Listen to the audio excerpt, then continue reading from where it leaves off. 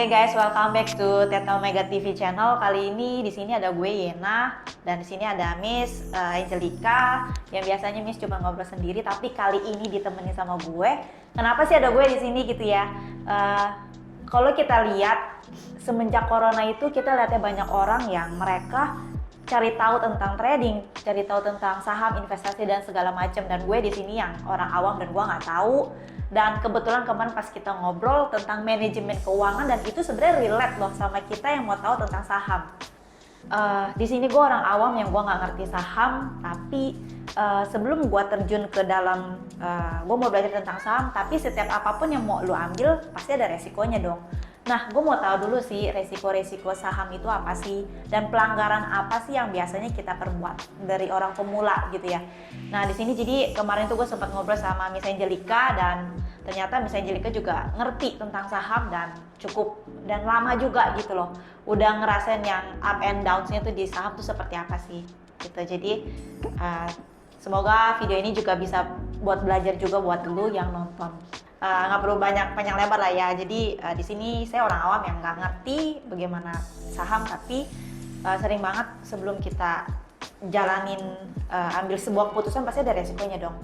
Apa sih yang kita seperti yang tadi Miss bilang kan, orang tahu tentang bagusnya doang, tapi the dark side-nya itu apa sih? Maksudnya kesalahan apa sih yang biasanya orang awam itu harus tahu dan kita kan pasti ya bisa menghindari itu kan?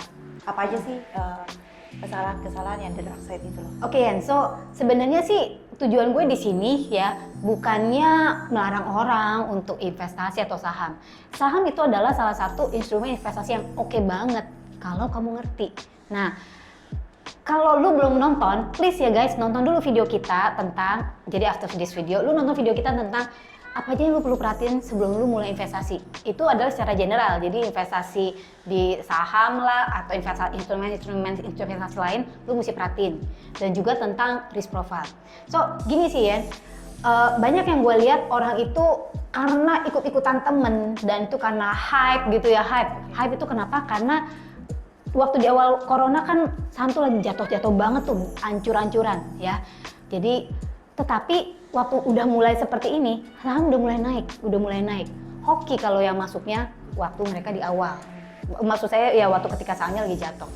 Nah, sebelum kita ngebahas apa sih untungnya main saham gitu ya. Gue nggak bilang main, tetapi kita bilangnya investasi saham. Itu sebenarnya ada beberapa hal yang kita perlu perhatiin. Banyak orang yang berpikir kalau main saham itu pasti bener, pasti menang. Padahal di dalam kehidupan ini mana ada sih yang bisa memastikan 100% ya, apalagi namanya duit gitu kan ya. Maksud gue, kalaupun lu dapet nasihat investasi dari mungkin pialang saham lu gitu ya, dari broker atau denger nih dari temen. Nah, apakah lu punya knowledge yang cukup untuk memverifikasi apa yang lu denger itu? Ya, kita bedakan antara dua jenis ya. Kenapa yang namanya Warren Buffett bisa kaya raya di saham? Nah, karena satu, ini yang gue perhatiin, dia bukan trading, dia itu investasi saham. Yang namanya main investasi dan trading itu punya ilmu yang memerlukan ilmu yang berbeda, sedikit berbeda, dan juga kedisiplinan yang berbeda. Balik lagi, sebelum lu main saham, satu, lu tuh mesti punya manajemen keuangan yang kuat. Dalam arti apa? Ini karena gue mesti udah belajar banyak banget dan dari pengalaman banget. Banyak orang tuh yang main saham ya. Karena saking pedenya menang satu, menang dua, kayak judi aja guys. Jadi kalau lu trading saham, hati-hati, lu bisa aja seperti jadi judi ilegal, judi legal. Kalau judi itu lu nggak legal kan, ilegal. But saham itu banyak orang menyebut itu judi ilegal, judi legal. Sorry, salah lagi gue. Judi legal. Dalam arti lu satu menang, dua menang, makin lama lu makin tambah duitnya. Gak apa-apa kalau duit itu adalah duit yang memang lu gak pakai untuk kebutuhan lu ya. Memang duit yang kamu udah sisihkan untuk investasi ya. Dan kamu juga harus ngerti, kamu siap gak kalau duit yang kamu investasikan di saham itu hilang total. Kenapa? Guys, banyak banget orang ya, termasuk gue dulu pernah. Maksudnya oke, kita terlalu pede, kita nambah duit dan akhirnya pada satu titik semuanya hancur dan kita kehilangan semua duit. Gitu. Jadi itu kesalahan nomor satu, mereka nggak punya manajemen keuangan yang tepat, nggak punya money management itu sangat-sangat penting, dan nggak punya disiplin diri yang baik, sehingga mereka bahkan pakai duit yang semestinya nih buat beli susu gitu kan ya, terus buat kebutuhan pokok lainnya, lu pakai dengan harapan cuma pakai 3 hari kok, nanti duitnya pasti balik berbunga berlipat-lipat. Hati-hati ya guys, ingat sekali lagi, kalau kamu trading saham tanpa pengetahuan yang tepat, tanpa pengetahuan yang benar-benar kuat, itu hanya sama seperti kamu berjudi secara legal. So be careful about that one. Oke. Berarti di situ juga kita harus punya yang namanya kepuasan diri dong, yang nggak bisa tuh yang namanya asal masuk duit terus. Ya, tentu aja. Jadi maksudnya gini loh, lu mau menang atau kalah di saham, salah satunya juga adalah lu perlu bisa menguasai emosi. Oke. Ini loh, kalau kamu udah lama di dunia saham, kamu pasti ngerti istilah ini. Biasanya tuh kalau kita lagi menang, serakannya kita muncul. Ih, gue mau lebih banyak. Ih, menangnya kurang. Kalau kemarin misalnya nih, kamu masukin duit 1 juta, kamu udah dapat 500 ribu. Kurang nih, bisa tambah 800 ribu, bisa jadi 2 juta, 3 juta. Nah, kamu nggak ngerti kalau pada saat itu tiba-tiba pasar saham berbalik, reversal. Dan pada saat reversal kadang-kadang kita berharap, nggak apa-apa, reverse bentar nanti naik lagi. Kalau memang kamu bisa ngebaca, jadi kalau ada beda ilmunya ya. Kalau kita mau trading, kita mesti ngerti yang namanya technical analysis. Kalau kita mau invest, kita mesti ngerti yang namanya fundamental analysis. Nah, kalau kamu memang jago ngebaca technical analysis, ngebaca chartnya itu, dan kamu tahu ketika kamu mempertahankan itu masih oke, ya it's okay, why not, gitu kan ya. Tetapi banyak orang serakah dan dia nggak ngerti ilmunya, dan ya malah akhirnya keuntungannya sudah didapat hilang semua, gitu ya. Nah, ada 2 emosional yang kita harus kuasain, keserakahan dan ketakutan. Fear and greedy. Biasa banget tuh di dunia saham. Lu nggak usah nonton video gue, tapi lu nonton video orang lain, lu juga bakal ketemu ini di mana-mana. Fear and greedy ini sangat menguasai sekali orang yang main di dunia saham. Bisa nggak lu nguasain 2 hal ini di dalam diri lu? Ketika lu lagi untung, lu tahu batasan lu dan nggak terlalu serakah. Tetapi ketika lu bisa memanage juga ketakutan lu. Ketika pasar berbalik sebentar. Dan tapi yang paling penting juga adalah apakah lu punya knowledge yang cukup untuk trading saham itu, gitu. Risiko lainnya apa aja sih? Salah satu hal case yang sering saya dengar adalah orang rela jual aset mereka untuk dijual untuk di saham. Dalam pandangan gue ya, kan kalau kita punya manajemen keuangan yang baik, kita tuh udah bagi-bagi. Nah, don't put all your eggs in one basket. Kalau lu punya banyak sekali telur nih, gitu ya, duit lu banyak, maksudnya lumayan banyak gitu ya. Jangan pernah taruh di satu keranjang, guys. Jadi, lu mesti penting banget sebelum kita mulai investasi apapun, termasuk investasi di saham, kita mengenali risk profile atau profil risiko kita, ya. Jadi kita tahu berapa banyak yang kita berani dalam istilah kata ini berani taruhkan ya. But for me, sangat reckless dan sangat nggak bijaksana banget kalau lu sampai jual aset lu yang lain hanya untuk semuanya digablukin di saham. Memang sih, saham itu menangnya menang, kalahnya kalah. Saya tuh udah denger banyak sekali cerita di dunia saham ya, karena ini adalah yang dialami secara real. Jadi karena kakak saya pialang saham, waktu lagi kehancuran tahun 2008 kali ya, waktu itu 2008. Waktu itu saya juga masuk. Saya sendiri menangnya menang alias dengan uang waktu itu uang saya berlipat-lipat sampai miliaran, tetapi habisnya hancurnya pun miliaran.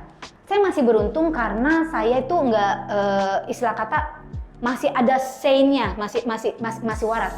Banyak orang yang gila pada saat itu satu, dan ada juga yang kayak gini. Dulu itu kita boleh pakai margin ya. Margin itu adalah sebenarnya hutang. Istilah kata itu melipat gandakan keuntungan kita atau melipat gandakan hutang kita. Jadi memakan modal kita tuh jauh lebih cepat daripada sebelumnya. Ada orang yang ketika dia mulai di saham ini dan dia untungnya banyak sampai dia bisa beli aset rumah banyak sekali. Ya jadi ada berapa ya? Ada 5 atau berapa? Dan dia bisa menyekolahkan anaknya ke luar negeri. Ya kan, sampai ke Amerika. Ada 3 anak semua sekolah luar negeri. Keren banget kan lo? Semuanya keren, dapat duit dari saham. Tetapi ketika kehancuran saham itu, ya Itu bahkan semua asetnya dijual, karena pada saat itu semua orang banyak orang yang untuk menutupi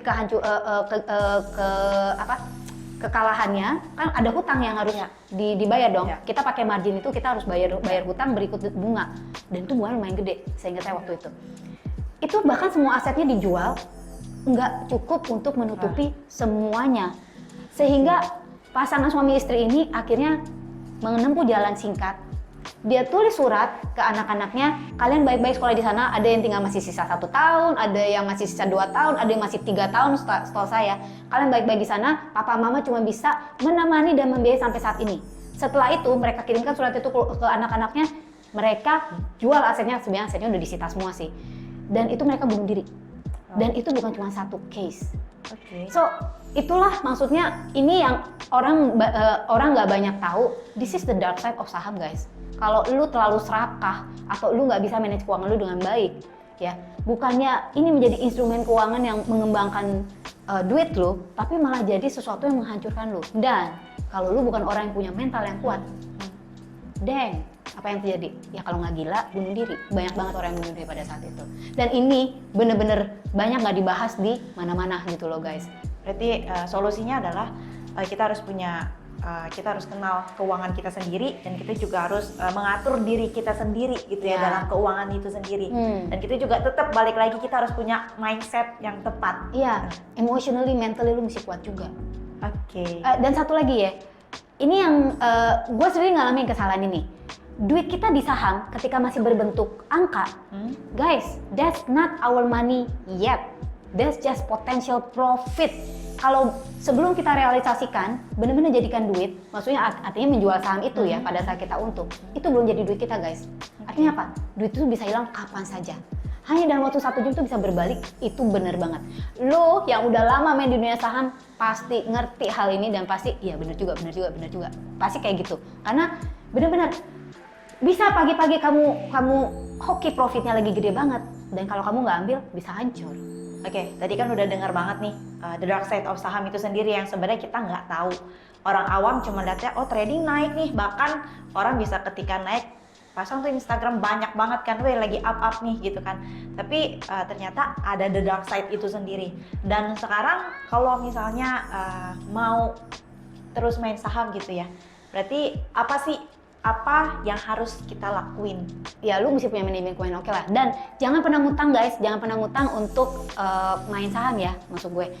Tapi yang gue lebih saranin lagi sih, Yan, kalau memang kamu ingin sukses di dunia saham secara jangka panjang, lebih baik kamu belajar investasi saham yang tepat deh.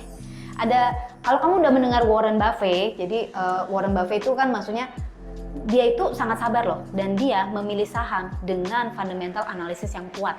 Jadi dia ngerti gimana melihat dan menganalisa laporan keuangan, dia ngerti gimana tentang bisnisnya ini, dan dia hanya membeli saham-saham yang punya potensi kenaikan dalam jangka panjang secara signifikan. Dan kalau orang yang investasi saham dalam jangka panjang, itu biasanya mereka tuh nggak terpengaruh dengan fluktuasinya. Lu mau naik mau turun, selama dia tahu perusahaan ini punya basic yang kuat, itu dia pasti akan jalanin ya.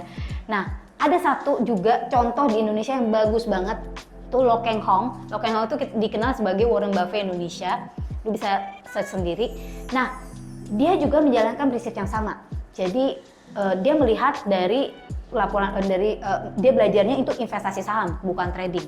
Jadi dia ngeliat benar-benar ini laporan keuangannya seperti apa, dia milih saham yang tepat, kebetulan dia milih saham yang tepat ya, dan semuanya berjalan dengan sangat baik, dan dia saat sekarang bisa benar-benar hidup oke banget hanya dari belajar saham. Ya, jadi belajar saham. Tapi setahu saya dia tidak mentradingkan, tetapi dia melakukan investasi. Artinya apa? Saham yang dia beli itu memang diperhatikan terus, karena kan kita kan nggak pernah tahu dong perubahan kondisi ekonomi, perubahan kondisi industri. Tetapi selama saham itu masih oke, selama industri dan keadaan ekonomi dan juga manajemen perusahaannya oke, dia terus bertahan, dan bahkan dia kadang-kadang kalau misalnya lagi turun dia tambah tuh portofolionya. So ya itu sih, apalagi buat kalian yang beginners, hati-hati, apalagi kalau lu nggak punya ilmunya ya. Trading saham itu bisa jadi pedang bermata dua, tetapi kalau emang lu kepengen sukses untuk jangka panjang, mungkin lu bisa split. ada uang yang ada bagian saham yang lu investasiin, bener-bener cuma untuk investasi jangka panjang. Dan mungkin kalau lu mau trading, ya silakan trading. Tapi belajar dulu ya guys, jangan cuma karena ikut-ikutan temen. Toh rugi, kalaupun lu rugi, temen lu nggak mungkin nanggung kan untuk kerugian. Kalau emang lu rugi, nggak mungkin broker saham lu mau nanggung kan kerugian lu. Tapi siapa yang paling nanggung? Kamu dan keluarga kamu, kalau memang kamu udah punya keluarga. Apalagi kalau kamu sampai ngutang. Gitu loh.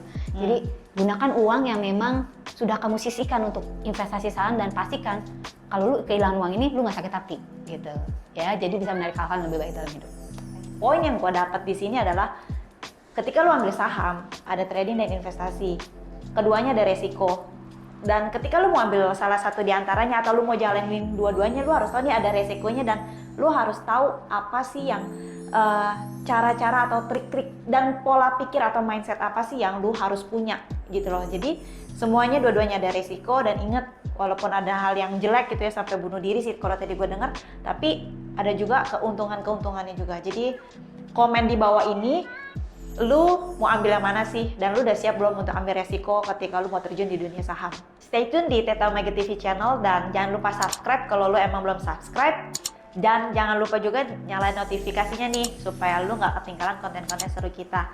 Dan setelah ini kita bakalan disambung nih videonya sama tentang risk profile yang berhubungan tentang saham ini sendiri loh. Jadi lu jangan lupa, lu harus nonton karena itu relate banget. Saya dengan Angelica Real Savio Dan saya Yena. Thank you for watching this video. Don't forget to live extraordinary and Live your life to the fullest.